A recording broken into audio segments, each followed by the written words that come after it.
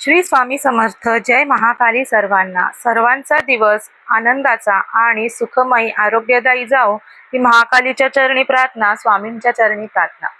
आपण आज पाहणार आहोत मकर संक्रांतीच्या दिवशी आपल्याला महिलांना हळदी कुंकू करत असताना कोणकोणते दान करावे, कोणते वाण द्यावे, कोणते दान केल्याने शुभ फळ मिळते आणि कोणते दान केल्याने आपल्याला अशुभ फळ मिळत असते. तर येत्या 14 जानेवारीला मकर संक्रांत आहे. या वर्षाची मकर संक्रांत अधिकच खास आहे, कारण या दिवशी 2 योग हे बनत आहेत.